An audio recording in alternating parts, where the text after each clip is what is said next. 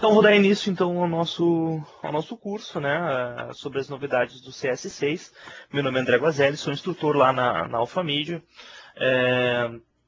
Eu trabalho já na área de design e web design aí pouco mais de 10 anos. Eu tenho um blog, tá? Depois, rodar do curso, eu falo para vocês. Tem também lá o blog da Alphamídia, que às vezes a gente posta algumas novidades também das ferramentas.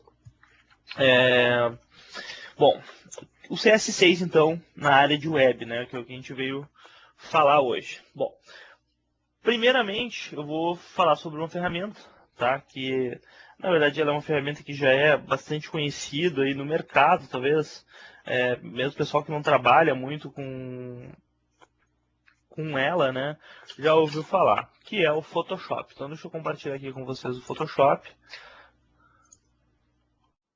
O Photoshop, o foco dele é mais a questão do tratamento de imagem, né, tratamento de imagem ou para a parte gráfica ou para a parte de web, que é o nosso caso. Vejo que o visual padrão aqui do Photoshop já está bem diferente do que em relação à versão anterior, né? Não sei se vocês já trabalham ou não com o Photoshop, mas ele adotou esse visual dark aqui, esse visual escuro, que claro que pode ser alterado ali para padrão antigo, caso se queira. Na verdade, duas ferramentas criaram esse novo visual, que é o Photoshop e o próprio Illustrator fizeram essas alterações. Bom, eu vou pegar aqui uma imagem, deixa eu abrir aqui uma pasta que eu separei pra gente, para poder usar aí os novos recursos da ferramenta. Bom, o primeiro recurso, na verdade, é um recurso já aguardado já há algum tempo, a Content Aware Move Tool. Tá? A Content Aware, na verdade, ela foi lançada no CS5 e agora foi lançada a Content Aware Move Tool, tá? Que é diferente em relação ao anterior. O que acontece? Antigamente a gente tinha Content Aware que a gente conseguia deletar uma região ou, né, basicamente deletar uma região sem precisar de muita manipulação, sem precisar de muito ajuste. E a Content Aware Move Tool tem mais ou menos essa ideia. Ela consegue mover um objeto de um lugar para o outro sem precisar requerer muitos recursos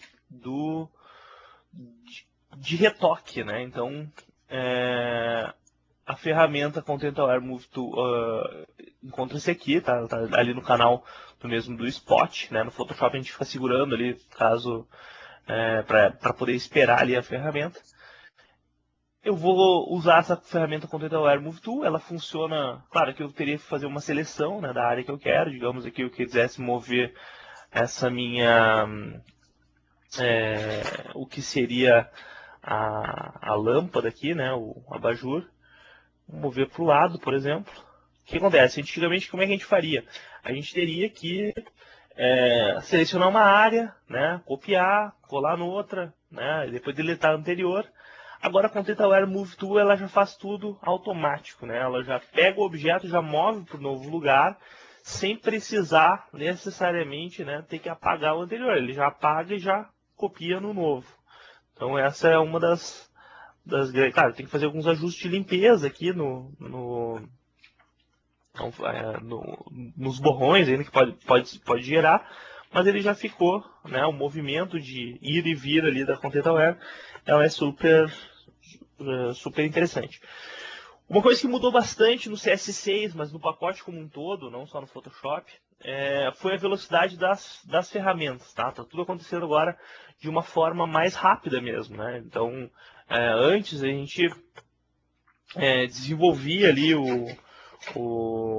uma ação e se levava um tempo. Claro que o computador ele tem que ter recurso, né? Tem que ser um bom computador para poder rodar o Photoshop. Mas um Photoshop que eu tenho aqui CS5 e um Photoshop que eu tenho aqui CS6, eu fazendo as mesmas ações, né? No CS6 é muito mais rápido. Tá? Então a integração de velocidade está cada vez mais rápido. Na verdade, desde o CS3, isso foi uma questão que a Adobe sempre trabalhou em todos os softwares, né? Então, questão de velocidade.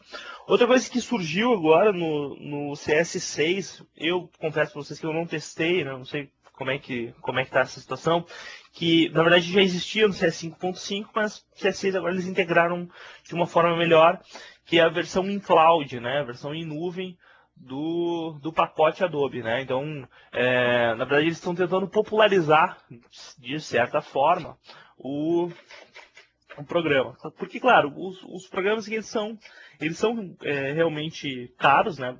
Claro, para quem trabalha com o programa não acaba não sendo tão caro, mas para quem trabalha pouco, por exemplo, seria um software, uma ferramenta, né? Tanto Photoshop ou qualquer um deles, seriam ferramentas relativamente caras. E eles criaram agora esse pacote em cloud que ele compõe um valor, um custo mais baixo, tá? Então, é um custo de na verdade, $49 por mês, né? Que se paga lá para se ter o programa. Então, acaba, em relação ao valor total mesmo, que é o programa, acaba compensando ali se tem uma agência, se tem um fluxo legal de trabalho, vale a pena usar, porque se tem todos os pacotes, né? Todas as versões. Bom, além dessa ferramenta aqui no Photoshop, o Content Aware, o Photoshop ele veio agora com uma nova função que eu achei muito boa, que talvez venha para as outras ferramentas. Daí, eu não sei, a questão da própria Adobe fez o teste no Photoshop, talvez espalhe para as outras, que é a questão de eu poder, claro, o texto, isso aqui já é antigo, né? A gente não poderia fazer isso antigamente, mas pegar um verde aqui. Ele consegue aqui do lado direito, no painel de layers, dividir, né, objetos. Né? Eu consigo separar imagens de textos, por exemplo. Né? Eu posso, eu quero que apareça só os textos, ou quero que apareça só as imagens, sem os textos. Então, esse filtro, né, esse novo chamado de perfil de layer, né, de separação por ícones, não se tinha antes. Né? A gente tinha que ficar, basicamente, tendo que procurar lá em uma infinidade de ferramentas, ou, claro, isso continua existindo, são os grupos de layers, mas essa nova opção do Photoshop de conseguir em apenas um clique aqui, aparecer só texto, ou apenas em um clique aparecer só foto, já é uma novidade. Eu acredito que nas próximas versões, provavelmente, se tem essa mesma integração em algumas outras ferramentas aí, talvez no próprio Illustrator, né, que às vezes trabalha com muitas layers, o próprio, enfim, outras ferramentas da Adobe que se tenha também um uso muito grande de layers, né, então, para poder filtrar aqui de forma mais rápida. A gente tem também uma outra ferramenta, daí eu vou abrir uma nova foto para não usar essa mesma, que é o Perspective Crop. Tá? O que acontecia? Antigamente se tinha, na verdade surgiu no CS5, a ferramenta de crop com perspectiva, mas dentro da própria crop. Então, se tinha que ter a crop para poder usar a perspectiva. Né? Hoje em dia, não. Hoje em dia, a própria função ali de perspectiva ela é separada, é uma ferramenta própria. Tá? Então, é isso que a Adobe quis alterar da versão anterior. Então, a gente tem aqui dentro do crop, aqui a gente tem Perspective Crop Tool, né, que ele faz essa opção de a gente poder cropar, olha só, já cropo, só que eu tenho que enxergar ou manipular linhas de fuga, né, que seriam as linhas de horizonte da minha foto, porque aqui nessa fotografia aqui dessa academia aqui de estudo, tipo uma biblioteca aqui, se tirou a foto, né, na frente desse instituto, do lado esquerdo dele, no caso, nossa direita, e a academia aqui ficou do lado esquerdo, né, dando essa noção de perspectiva, no qual eu tenho que ir do lado esquerdo um tamanho menor e aqui do lado direito um tamanho maior, porque eu tenho as linhas de fuga. Bom, na Perspective Crop Tool, basta eu traçar essas linhas de fuga. Qual é a linha de fuga que eu tenho? Tem uma linha de fuga que acontece aqui e outra linha de fuga que acontece aqui, essa linha de fuga, né, do topo, e eu tenho uma outra linha de fuga mais aqui na base, né, que eu posso pegar essa sombra como noção de perspectiva. Claro, tem alguns detalhes da perspectiva que isso não funciona só na própria ferramenta crop, mas nessa nova, mas na antiga também se tinha essa noção de que a linha de fuga ela não poderia ser muito acentuada, né? Ou seja, lá no resultado final, aqui do lado esquerdo, no caso, não poderia ter um tamanho menor do que a metade do que em relação ao lado direito, né? Já começaria a gerar alguns pixels, né? O Photoshop, que não fariam parte começaria a ficar borrado, né? Na verdade, a foto. Mas aqui essa foto é adequada, tem como fazer isso. Basta depois de usar crop, né, ajustar as suas linhas de fuga, eu pressionar Enter e ele já, né, automaticamente ali depois que eu pressionei Enter, ele já deixa no perfil de como se eu tivesse tirado a foto do instituto, aqui da academia, como se eu tivesse tirado a foto de frente, né? Então essa já é uma ferramenta nova. Na verdade, a ferramenta é nova, mas a função é antiga, né? Já se tinha essa função antes, só que não nessa ferramenta. Então, se alguém tivesse S5, essa função já existia antes, então não se perde tanto, né? Claro, se eu quisesse tirar o máximo, né, ou o melhor da foto, a ideia seria eu baixar aqui, né, esses dois, que eu vi, aí eu vejo qual é o ângulo que está gerando aqui, ó, menos 2,8, e eu faço esses menos 2,8 acontecerem aqui embaixo, aqui do lado mais para baixo, aqui. 2,8, ó, 2,8. Aqui eu vejo também qual é o ângulo, né, o Photoshop fez essa função de marcar 16,3, ó. Então menos 16,3. E eu faço isso um pouco mais para cima, para não perder. Olha, até nem foi tanto. 16,3. Aí. Posso dar Enter. Ó, e ele como se tivesse tirado a foto de frente, claro. Talvez tivesse dado uma girada ainda na foto para deixar ela mais adequada. Bom, feito isso, o Photoshop também veio com algumas funções novas, tá? Que são ferramentas de efeito, tá? Na verdade, o Photoshop sempre teve muitos filtros, né, de efeitos para algumas aplicações. Claro que muitos desses efeitos a gente tinha que ou comprar separado ou baixar da internet algum gratuito para poder usar saindo, né, dessa linha dos filtros. Então, de vez em quando, o Photoshop ele lança alguns filtros, né, que já tinham sido testados e acaba adotando. Tá? E um dos filtros que eles acharam interessante, né, comprar são 3 filtros de blur, tá? No qual eu vou usar só um aqui como exemplo. Deixa eu pegar aqui o filtro.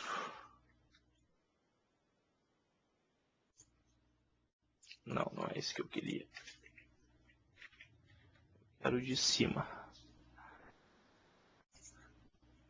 Esse aqui. Então, o filtro de blur é esse novo, né? Claro, a gente tem 3, né? Eu cliquei no primeiro. A gente consegue. Deixa eu só alterar aqui. Diminuir o blur. Acho que ele está pegando só o ponto inicial. Deixa eu ver aqui. Ele vai gerando vários pontos com o blur. Olha aqui. Quando a gente está de satisfeito ali com a formação do blur, a gente dá um Enter. Mas não é exatamente, acho que não é essa ferramenta que eu queria o do meio, então. Deixa eu só fazer um teste, a gente acaba fazendo um teste antes. Era do meio que eu queria, era o Iris Blur. O Iris Blur foi o que eu achei mais mais fantástico, porque isso aqui dá para fazer com câmera digital também, então que a gente consegue focar, por exemplo, numa parte ou num motivo, né, na foto e deixar o restante da foto desfocado. Claro, aqui ele está meio exagerado, né, o tamanho aqui está meio exagerado. A gente consegue manipular o tamanho aqui, as medidas, ó, pelos cantos também. Deixar oval ou menos oval. Posso ampliar, ó, deixar suave. Melhor deixar mais suave possível. Eu vou diminuir um pouco o blur, né, para um pouquinho a coisa. E daí? O interessante é que esse filtro, na verdade, esses 3 novos filtros, diferente dos filtros que são padrão do Photoshop, né? Os filtros padrões do Photoshop, ele abre uma nova janelinha e naquela janelinha a gente tem uma noção do que está acontecendo. Nesse filtro novo de Blur, toda a situação acontece na própria tela de uso, né? Talvez isso seja algum indício, né, para que as ferramentas, eu não sei, talvez migrem para esse mesmo formato. Né? Então seria interessante que elas também migrassem para ficar uma forma mais próxima da fotografia. Né? Se a gente usa algum filtro artístico aqui, claro, esse dos mais antigos, por exemplo, ele abre uma nova janela, ó, ele abriu uma outra janela para poder criar ali o filtro artístico. Né? Então, aí eu tenho que dar OK lá para ele aplicar de fato na foto. Vejam como aconteceu rápido, né? Eu escolhi, já dei OK, ele já carregou automático. Claro, minha máquina tem placa de vídeo, tem uma memória legal aqui, mas mesmo assim, né? Mesmo com isso, no Photoshop CS5 não acontecia de forma tão rápida, né? Às vezes aparecia ali a barra de carregamento para daí sim aplicar. Agora ela está quase, mesmo as ferramentas mais antigas, elas estão com essa estrutura. Uma coisa que aconteceu, na verdade, especificamente mais no Photoshop, mas as outras ferramentas eu sei que tem também, da Adobe, que é o Background Save, né? O Background Save, claro, ele ocupa uma memória dentro do ambiente aqui, né, da memória RAM do computador, mas ele já vai salvando o arquivo. Né? Então, uma das primeiras vezes que eu estava testando aqui o CS6 no InDesign, ainda, né, nem no Photoshop, aconteceu de falta luz, né? Faltou luz. E já era na verdade eu estava na primeira semana de teste ali das ferramentas. E desligou. E eu, por acaso, tinha um pedaço que eu não tinha salvo. Embora eu sempre me acostumo a dar Ctrl S, né? Ficar salvando. Eu tinha esquecido. Quando eu liguei de novo o computador, abriu em InDesign, estava exatamente igual como eu tinha mexido ali da última vez. Então, o Background Save, ele ajuda bastante. Claro, pode ser que tenha algum delay de tempo, 5 minutos, às vezes 10 minutos de alteração que ele pode vir a perder. Mas, mesmo assim, é um background save. Ele está salvando em cima do próprio arquivo. Então, quando vocês abrem o programa, já está aberto todos os arquivos que vocês usaram. Né? Isso que é a parte interessante do background save. Claro que tem como ajustar, se não quiser. Né? Tem gente que não gosta de ocupar muita memória RAM do computador. Porque isso, claro, ocupa a memória RAM. Deixa eu ver aqui se eu acho. Aqui é o keyboard, é no Preference. Deixa eu ver aqui, acho que é na interface. Performance. Aqui. Não.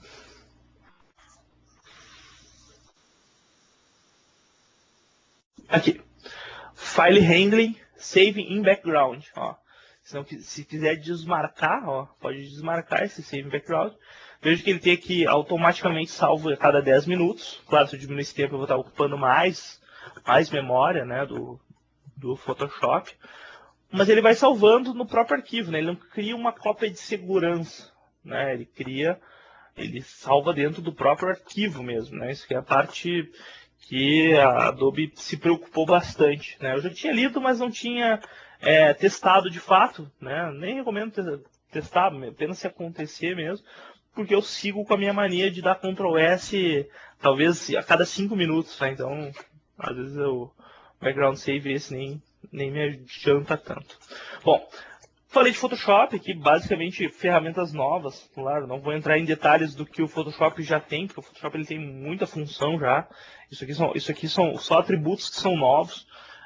Imaginem vocês que têm umas boas 20 horas, não, talvez mais 40 horas aí de curso de Photoshop. Se quiser fazer uma ferramenta avançada mesmo, tem cerca de 80 horas para conhecer a fundo mesmo o Photoshop. Bom, então, de Photoshop é basicamente isso. Agora eu vou entrar numa outra ferramenta de web, tá? Que ela foi se dito muita coisa sobre ela, né? Eu sou um dos defensores da ferramenta, talvez um dos últimos defensores da ferramenta, que é o Flash. Flash CS6, eu ainda faço trabalhos com Flash.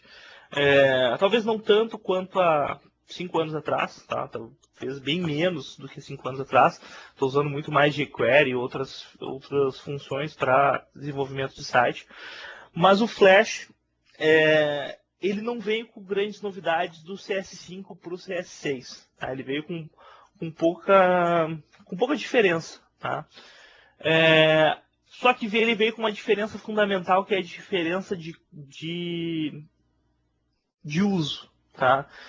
Claro, se vocês quiserem ainda hoje desenvolver um site em Flash, o CS6 ele comporta ali, né? Claro, de preferência a gente usa ali o ActionScript 3, né? Que tem mais opções, ele é mais bem estruturado, mas dá para S2 também.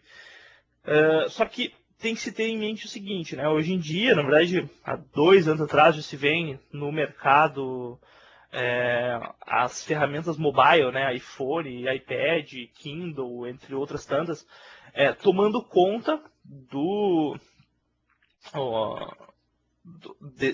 dessa área, né, de criação de web.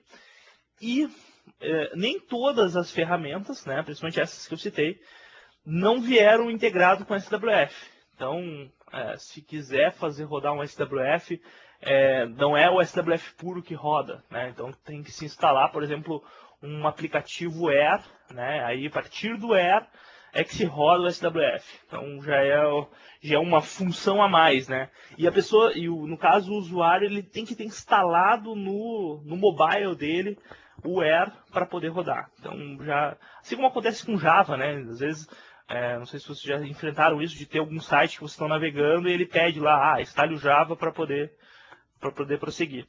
Então, é mais ou menos o que acontece, porque as linguagens, há uma diferença, né? O SWF ele não é comportado pela maioria dos mobiles, embora tenha um ou outro que suporte a tecnologia SWF. O SWF, de uma forma geral, tá? Ele é considerado pesado, claro. Ele só é pesado por quem não sabe programar direito, na verdade. Só que ele tem um problema não pelo peso dele, não o tamanho do arquivo final, mas de processamento, né? Ele exige muito processamento do computador ou da máquina que estiver rodando ali. Em relação a outras aplicações, né? Outras aplicações web, como JavaScript, como HTML, por exemplo, que em bem menos recurso consegue desenvolver ali, desempenhar a função. E tendo esses cenários, né, tendo essas opções de mobile e o que está por vir, a Adobe ela começou a pensar nesse problema, né, porque é um problema, e começou a desenvolver mais o Flash para a área de jogos. Ou seja, claro, ainda está sendo a passos lentos, né, devagar, mas a Adobe está se encaminhando, está saindo dessa área de site, o Flash, né, está saindo dessa área de site e está entrando na área de jogos. Então, por exemplo, lá a gente vê grandes jogos que foram desenvolvidos em Flash, né, por exemplo, um que é muito conhecido, né, que é o o Angry Birds, né, ele foi desenvolvido ali em Flash, depois ele foi reprogramado em outras linguagens para poder dar certo, mas inicialmente foi desenvolvido em Flash. Outros jogos, né, também de grande uso foram desenvolvidos inicialmente em Flash, porque o Flash ele tem essa facilidade no desenvolvimento, né? Porque basicamente o framework do Flash aqui, ele é basicamente clica, arrasta, solta e dá play, e ele já vai se formando ali os objetos para jogos. Então, basicamente o Flash ele está se encaminhando nessa área de jogos. Contudo, claro que a Adobe não se daria por vencida na parte de web, né? Claro, ele tem a ferramenta ali do Dreamweaver, que depois a gente vai ver mais para frente, mas antes disso, né, um precursor disso, a Adobe está criando uma ferramenta chamada, na verdade, já existem algumas versões, tudo beta, tá? Tudo de teste, que é a ferramenta Edge, né? Não sei se vocês já ouviram falar, vou até escrever aqui para caso vocês queiram procurar algo mais à frente. Edge, né? Que é a tradução literal seria como algo como aresta, né? Edge. Essa ferramenta, ela seria um mini Photoshop, não, mini Flash, né? Um Flash restrito, ali pequenininho. Só que ao final, no desenvolvimento, tu faria todas as animações que tu quisesse ali de elementos. Só que no final ele geraria um JavaScript, né? Ou seja, qualquer browser conseguiria abrir. Então a ideia do Edge é isso. Lembrando, o Edge está na versão beta, então por isso que agora quando lançaram o CS6 em abril, não sei se foi abril, acho que foi abril, eles lançaram o CS6 sem o Edge, né? O Edge ele está como ferramenta de teste para quem quiser baixar, né? Então ele está por enquanto gratuito e inclusive a Adobe incentiva que baixem o Edge para vocês testarem, né? Para ver erros que possam vir a ter, algumas novos dar dicas, né? Do que poderia ser interessante de complementar no Edge. Então o Edge ele vai ser a ferramenta do futuro, mas ainda não está lançado. Por isso que se vocês encontrarem algum curso de Edge por aí, vocês tenham certeza, ou pelo menos hoje, né, tenham certeza de que é um curso que no fim, né, não se vai poder trabalhar ainda porque a ferramenta ela é beta. Então talvez aí ano que vem, acredito eu, ano que vem já a ferramenta já esteja totalmente incorporada, né, encorpada também, né, de forma global e possa ser usada, inclusive para trabalho, né. Hoje em dia não recomendo nem para usar para fazer um site para um cliente, né, o Edge. É mais para testezinho mesmo, para ver como é que está funcionando, se não está e tal. Bom, então ficou dica aí do Edge. Bom, mas no Flash mesmo, o que mudou, o que alterou? Tá? Do CS5 para o CS6, a estrutura, olha, 98% dela é igual. Né? Eu tenho lá os code snippets, eu tenho o AS3, a mesma integração. A maior diferença para quem é web designer, né, e aí não é programador, é a questão do SWF. Tá? O SWF da relação CS5 para o CS6 ficou menor. Então, se você gerar um SWF no CS5 e gerar um SWF no CS6, o do CS6 vai ser menor. Tá? Eles conseguiram comprimir mais a questão dos arquivos de SWF.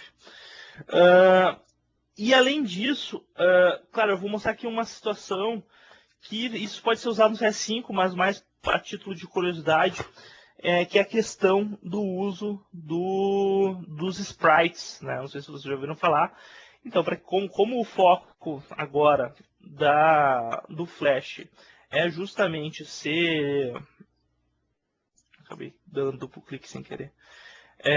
Como o foco do Flash é ser desenvolvimento para jogos, eu trouxe aqui um sprite, tá? Então, claro, se vocês quiserem começar a desenvolver coisas de jogos, por exemplo, bonequinhos se animando, coisas do gênero, procurem por esses elementos aqui, tá? Ou, claro, se vocês estão desenvolvendo do zero, vocês vão ter que desenhar, que é o chamado de sprite, né? Isso aqui é o sprite do Super Mario, né? Super Mario World, esse aqui, né? Super Mario World. Bom, eu vou aqui criar uma situação, tá? Só para a gente poder ver uma pequena animação usando o Sprite. Acabei abrindo lá no Fireworks sem querer. Fechei. Deixa eu só ver aqui se não estão aparecendo para mim. Deixa eu voltar aqui pro Flash, vamos ver. Deu. Então, para aparecer ali uma pequena animação mesmo do Mario. Vou usar aqui ele quando uso fogo aqui, ele indo para frente. Vamos ver aqui. Aí tem que olhar quais são os quadros, né? Senão não adianta. Bom, primeiro eu vou criar aqui. Vou transformar isso aqui uma nova layer. Então aqui embaixo eu vou ter meus sprites. Vou botar sprites. Em cima eu vou ter a minha máscara. Claro que o que eu vou estar fazendo aqui vai ser no campo web design, no campo visual. É interessante que vocês estudem mais para frente, né, ou se tiverem oportunidade, por via de programação mesmo, né, via ActionScript, para deixar o boneco aqui mais leve mesmo, tá? Bom, eu vou criar uma máscara aqui em cima. A máscara vai ser em cima desse cara aqui.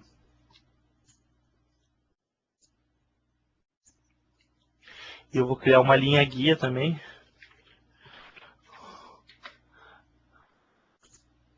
Para poder botar a base aqui da orelha dele. E agora eu vou dar um zoom.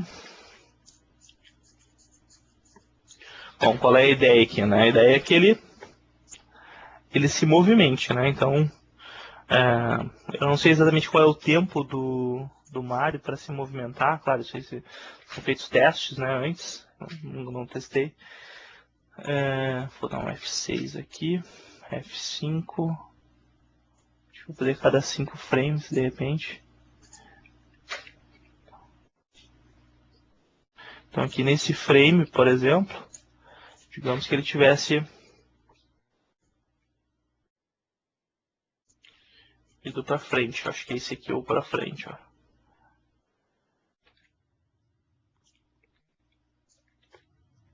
Bom que eu marquei a linha guia por causa disso, né, para poder mover. Ó, então, ó, aparentemente é isso aí mesmo, ó. O interessante é que eu vou botar uma máscara ali, então não vai aparecer ele. Aí aqui no terceiro.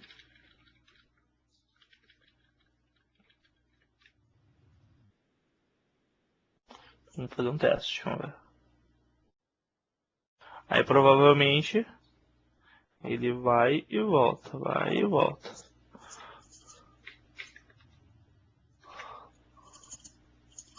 Aí, claro, eu crio um ciclo. Vamos fazer um teste, ver se está rolando. Vou criar uma máscara agora aqui em cima, né, F5. Máscara, né, botão direito, Mask. Vamos ver se está... Olha, tá quase dançando ali, né? Mas a ideia é essa, né? A gente criar ali dentro das posições do objeto os sprites. Claro, eu não vou fazer isso manualmente, que no fim, claro, quando você aprende programação, se vê que fazer isso manualmente se dá muito mais trabalho do que fazer isso via programação. Por quê? Porque via programação eu consigo manipular, por exemplo, a questão de pulo, né? Eu quero que ele dê um pulo e aí eu vou criar uma outra situação, um outro sprite que ele vai vir aqui num desses aqui de baixo, ó, né? Ele está pulando ali para pegar as moedas. Então essa é a diferença entre o uso dos sprites. Isso que eu estou fazendo aqui, que nem para vocês, dá para fazer nos flashes antigos, tá? Não é nenhuma novidade. A novidade é a questão do SWF ficar menor, né? Então, quando eu gero aqui, quando eu dou Ctrl Enter no flash, quando ele gera o meu SWF, ele ficou mais reduzido do que se eu fizesse a mesma coisa no CS5. Então, A única grande diferença. E para desenvolvimento para jogos, aí já dei uma dica para vocês, cara, caso queiram animar personagem, né, de se ter esse quadro aqui, né, esse grande quadro porque ele deixa a animação muito mais leve do que se eu tiver que fazer movie clips, por exemplo, né? A questão do movie clip no Flash é uma das coisas que mais pesa lá na questão do processamento que eu falei para vocês, né? Lembra que eu falei que o processamento, de uma forma geral, ela é mais pesada. E um dos resultados disso é por causa do SWF, do Movie Clip, desculpa. Bom, essa foi a segunda ferramenta que a gente tinha para ver. Falei aí sobre o Flash, né? Do novo futuro do Flash, né? Que não vai ter mais tanto a questão de site, embora dê ainda para criar coisas em site, desde que se saiba, né, dessa questão de que não funciona em mobile, né? E aí, como não funciona em mobile, se teria que ter uma segunda versão de site, né? Então, em alguns clientes eu já enfrentei isso, né? De tipo desenvolver todo o site, ficou muito legal, ficou assim demais. Só que na hora do mobile não funcionava. Então daí tem que ter um segundo site para mobile. Até porque, na verdade, mesmo em HTML, né, o site de mobile ele é diferente, porque muda conteúdo, muda imagem, muda várias coisas dessa questão, né? Então, quando se produz um site padrão web e um site mobile, se tem duas versões, né? Porque o conteúdo ele é diferente, né? Não tem como todo o texto que se vai escrever num site, né? Quando chegar lá na versão do usuário mobile, tem que ser menos texto, né?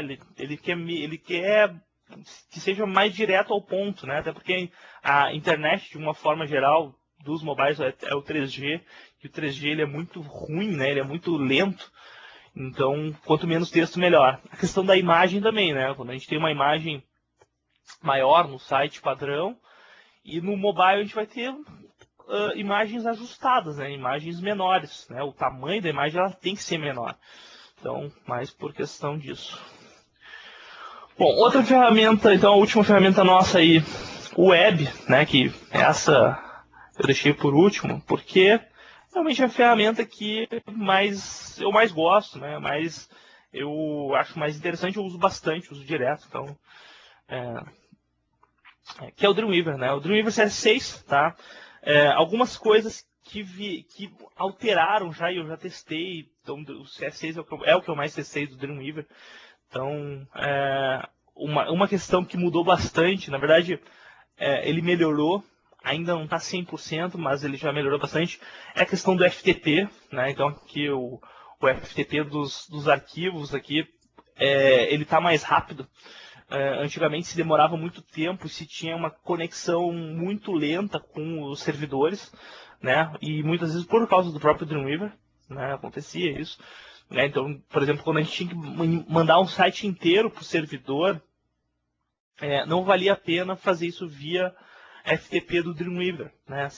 Valia mais a pena baixar um outro File Transfer Protocol, né, que são os chamados FTPs, como, por exemplo, FileZilla, né? O próprio FileZilla é muito mais estável, né? Muito mais constante do que o Dreamweaver. Ainda hoje o FileZilla ele é melhor, tá? Isso não continua o FileZilla na frente.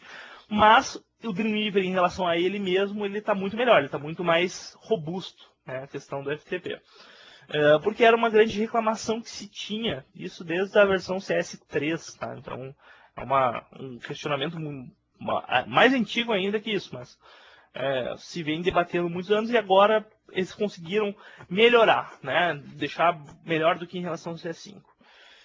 Parece que do CS4 para o CS5 quase não houve diferença, assim, né? Então, os dois eram lentos iguais. Agora já está mais rápido. Bom, uma questão que vem interessante no Dreamweaver, né? Vou abrir aqui um arquivo de HTML, é a questão da integração com jQuery, né? Na verdade, assim, não é uma integração, né? Ele tem uns presets que já se vinha trabalhando alguma coisa no CS 5.5, mas no CS6 agora ficou melhor.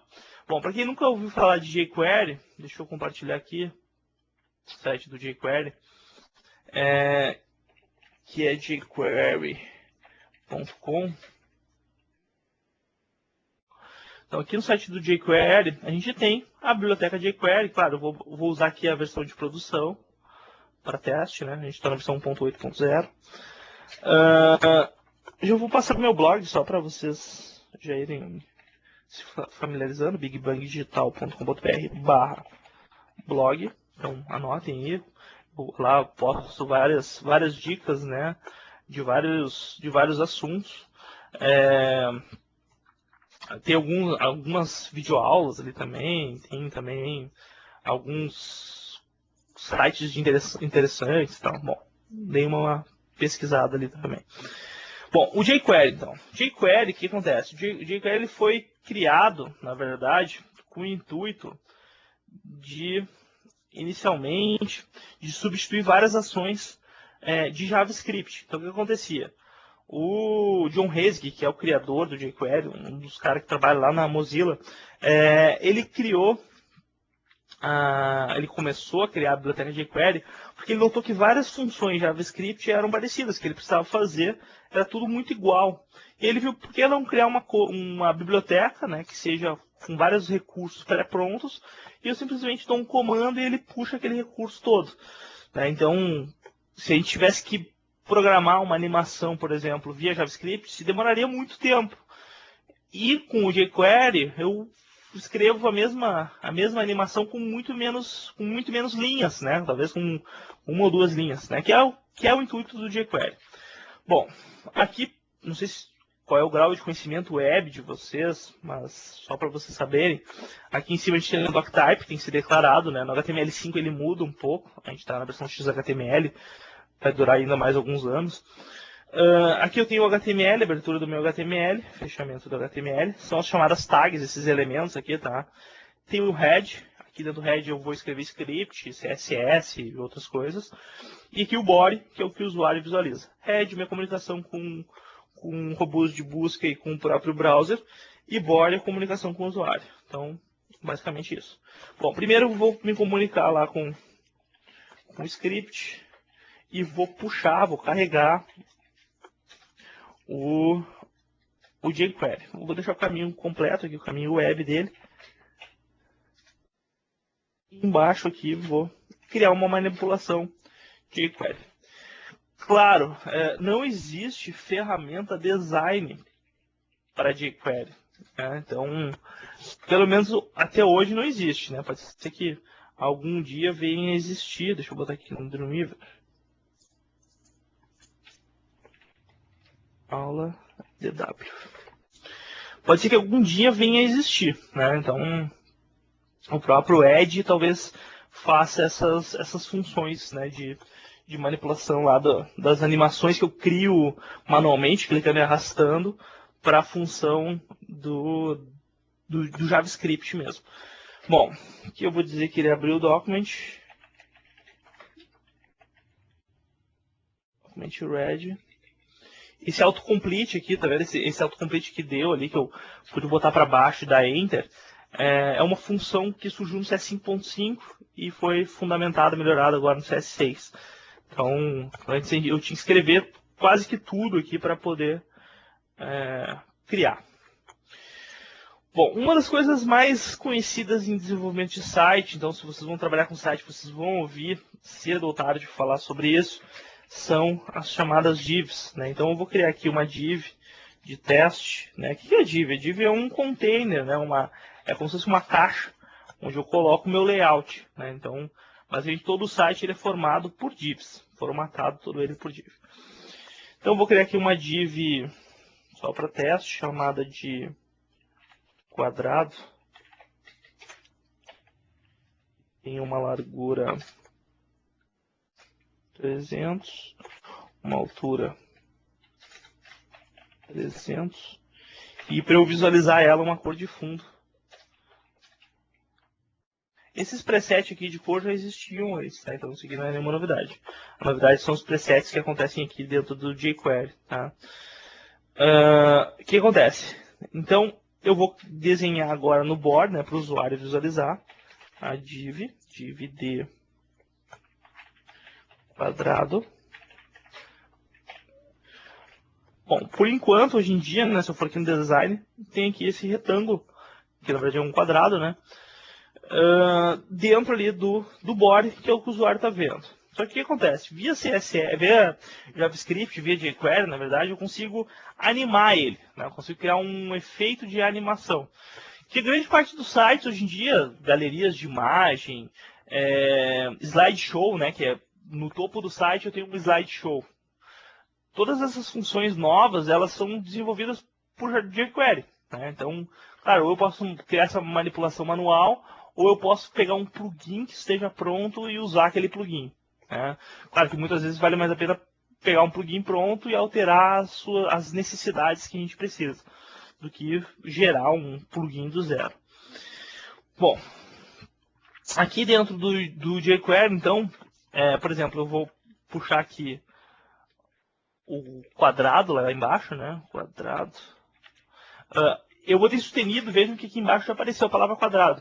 Isso aqui é do CS6. Tá? Então, antes não se tinha isso. Tá? Então, tem uma noção que eu posso dar Enter e ele já preseta. Antes eu tinha que escrever quase tudo manualmente. Hoje em dia eu escrevo algumas partes. Né? Animate. Ó, vejo que o Animate já está integrado, já aparece aqui para mim. Ele dá algumas opções. Ó, Animate tem que ter propriedades, duração, retorno e easing, né? Mas obrigatoriamente por perto e duração. Bom, aí eu dou Enter aqui. E aí eu vou criar. Eu quero que esse meu objeto, ele dê uma margin left, né? Que é o afastamento em relação à esquerda dele mesmo, de 600 pixels. Vamos ver se 600 px é bom. Num tempo de 300 milésimos de segundo, né? Seria um pouco menos de um terço de segundo. Se eu botasse 1000 aqui, 1000 é 1 segundo, né? 300 é menos de um terço de segundo. Claro que no design aqui não aparece nada, né? Eu teria que botar até não vou... Deixa eu ver aqui. Não testei pelo Live Code, vamos ver. Live Code eu não testei ainda. Ó, até não deu. Tem que testar no Live View. Mas vamos fazer o seguinte, eu vou dar um F12 e eu vou compartilhar com vocês a guia. Então olha o que aconteceu. Ele pegou e animou ali o retângulo 600 pixels da esquerda para a direita no tempo de 300. Claro, se eu alterasse esse tempo, se eu alterasse essa distância, qualquer uma das alterações aqui via jQuery, ele já faria automático. Vejo que são poucas linhas de jQuery, né? Se vocês forem ver aqui, fora a abertura de documento, eu só tenho uma linha que eu faço isso. Se a gente tivesse que fazer isso manualmente, eu demoraria muito tempo. Levar 6 segundos para, um pouco mais de 6 segundos para fazer essa mesma atribuição. Ó, aí ele vai bem devagarinho ali, ó. Mesmo espaço, só que por mais tempo, né? Então isso aqui, jQuery, na verdade jQuery já existia, né? Já existia toda essa função, o jQuery surgiu já há bastante tempo, só que agora do nível ele vem integrado ali a biblioteca do jQuery. Bom, algumas coisas novas, e aí, claro, se fala muita coisa, se fala bastante bobagem também na internet. Então, se vocês forem ver, desenvolva o site em HTML5, né? Desconfiem, tá? Porque os browsers hoje ainda não aceitam HTML5, tá? Pelo menos não 100%, né? O que chega mais perto de integrar o HTML5 é o Google Chrome, que ele aceita cerca de 96, 97% do HTML5, né? Então, não está 100% implementado ainda, se tem algumas dúvidas do que se vai fazer. Se tinha a noção de que seria lançado para esse ano o HTML5, né? E a partir desse ano começariam os browsers a ter que estar 100% integrado. Como não aconteceu isso, né? Se teve uma nova previsão no final do ano passado, no final de 2011, para que o HTML5 fosse implementado de fato em 2014. Claro que 2014 não vai mudar toda a história ali todos os browsers vão começar a aceitar HTML5. Então, mesmo sendo implementado, homologado, aceito o HTML5 em 2014, ainda vai levar alguns anos para os browsers aceitar, né? E eu estou falando alguns anos mesmo, falando cerca de 10, 15 anos para os browsers estarem aí aceitando. Não estou falando dos browsers de forma geral. O que acontece é o seguinte, por exemplo, hoje em dia, né, nós estamos no ano de 2012, tem gente que ainda usa o Internet Explorer 6, né, que é um Internet Explorer muito antigo, né, cerca de 10 anos atrás. Então, mais para as pessoas conseguirem migrar para essas versões novas. Então, mais em relação a isso. Bom, o HTML5, então, já posso falar alguma coisa para vocês já irem estudando também. Para quem aprender Div, né, que é legal, é interessante e ainda se vai usar aí mais 10, 15 anos, já esteja preparado para essa nova formatação de elementos que é as tags serem os próprios. Então, aula HTML5, deixa eu ver aqui. As tags serem os próprios elementos. Então, antes a gente criava ali uma div de topo, né, que seria o topo do meu site, div de conteúdo, onde geraria ali os textos do site, div de menu, né, onde eu botaria ali um LLI para gerar o menu, e div de rodapé para botar o rodapé do site. No HTML5 não se vai ter mais essa estrutura, vai se ter tags específicas com os nomes. Então, por exemplo, vai ter uma tag chamada de header. Ó, até já aparece aqui no Dreamweaver, o Dreamweaver já está integrado com essa função. Header.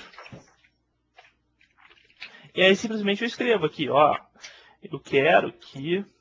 e outra coisa, no HTML5, aqui no topo não vai ter toda essa função aqui do topo, não vai existir mais. Eu vou só declarar doctype e abrir HTML. Né? Só deixa eu fazer um checklist para ver se é isso mesmo. Mas a princípio é isso aí mesmo. Deixa eu botar aqui HTML5. Doctype. Faltou HTML aqui. Type HTML. Ó, que o próprio meta mudou também. Tem o short set, não preciso dizer tudo aquilo.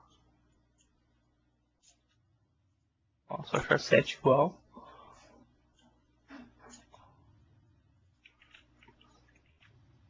Mudou. Eu acho que é isso.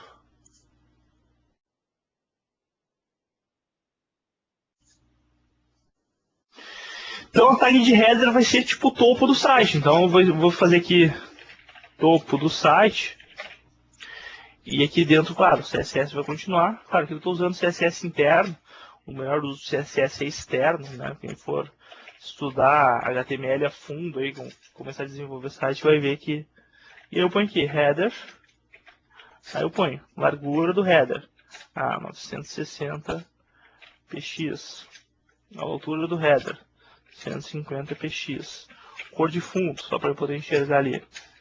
Cor de fundo cinza. Então, ó, vejam que ele criou ali padrão. Então, no futuro não vai ter mais divs, nós teremos esses elementos, né? Vai ter article, footer, side, enfim, outras tantas tags que substituam isso. Além disso, aí algumas coisas que já estão sendo usadas, que é a questão do CSS3, né? Essa versão aqui, tudo que está integrado aqui dentro é a versão de CSS2, né? Que tem largura, altura, cor de fundo, enfim. No futuro a gente vai ter o CSS3, na verdade algumas pessoas já estão usando, isso já está valendo em algumas questões de browser, inclusive o próprio jQuery, ele força ali a questão do CSS3, que é, por exemplo, se eu quiser esse meu elemento aqui com borda arredondada, né? Então, eu coloco aqui border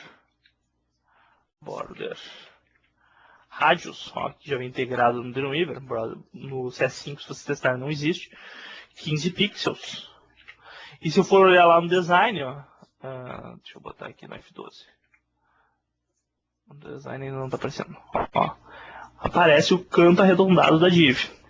Isso significa o seguinte, se vocês criarem uma div side, por exemplo, deixa eu botar aqui uma div, a side, na verdade, né?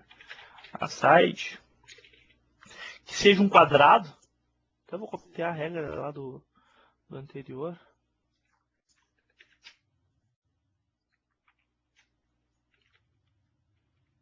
A side.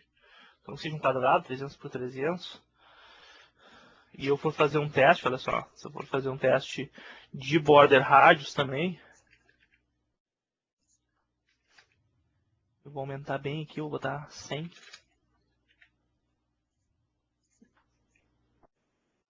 Ó, vejo que ele começa a arredondar, né? Tá mais redondo. Isso significa o seguinte, se eu aumentar muito esse arredondamento, no caso, opa, deixa eu voltar aqui. No caso aqui 150, né? Que é a metade dos 300 de largura e altura,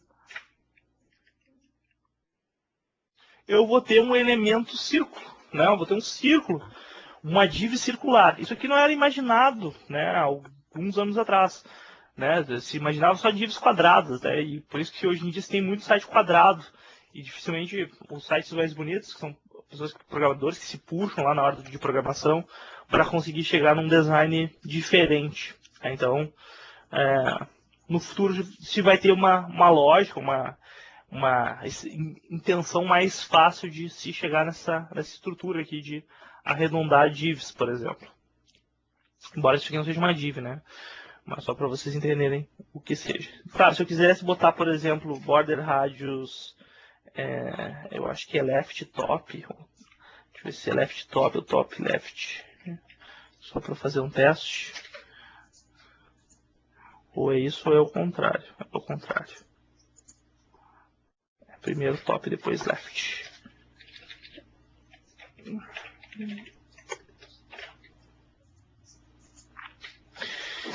E se eu quiser fazer um canto também só, ele também já consegue fazer. Antigamente, na verdade, hoje em dia, ainda com CSS2, a gente tem que fazer essas partes arredondadas sendo uma imagem. Então tem que desenhar lá a imagem, deixar ela de imagem de fundo para poder funcionar. No futuro não, só vou dizer, quero o arredondamento de tanto naquele objeto, ele já faz ali, automático. Bom, então a ideia era mais ou menos essa, algumas novidades então, né, não só do programa, mas de mercado também, né, então, para vocês. Vou deixar o espaço agora para vocês perguntarem alguma coisa, tem lá o campo de perguntas e respostas, né, se for alguma dúvida, uma questão, um questionamento. Em relação a aula mesmo que eu estou gravando, tá? Então, não sei se fica disponível ou não. Eu sei que algumas aulas às vezes ficam disponíveis, outras às vezes não. Então vai depender muito.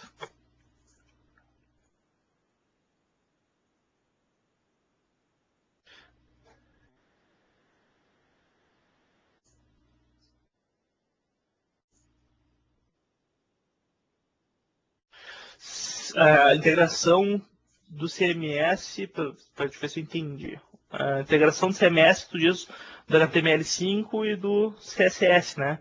A integração é normal, mesmo as mesmas tags vão se adaptar no CMS. Eu já fiz teste, já está funcionando, né? Algumas tags já estão funcionando, não é todas as tags, mas algumas já fazem parte. Claro, o problema é a nossa questão do browser, né? Eu vou ter só no browser do Chrome ali que vai conseguir.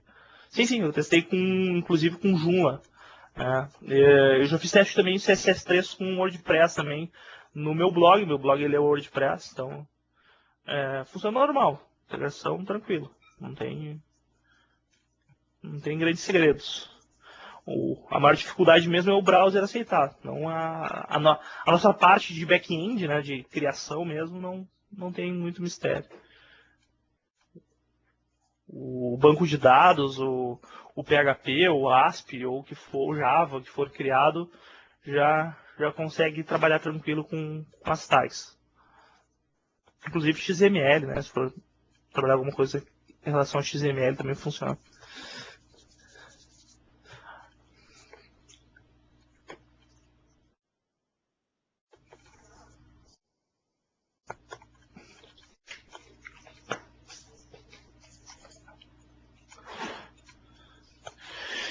Isso aí, galera, então.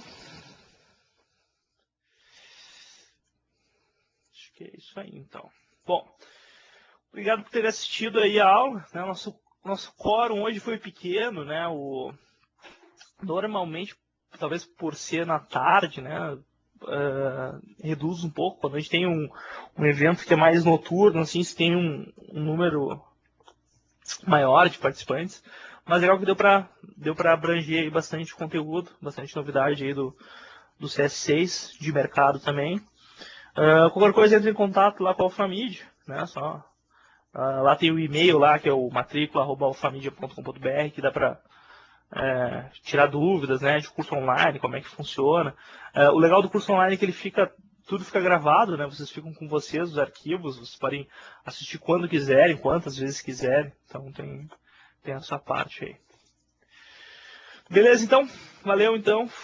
Fui até o próximo curso. Na quarta-feira a gente vai ter o de design, então se alguém não tiver inscrito ainda, por favor, se inscreva lá.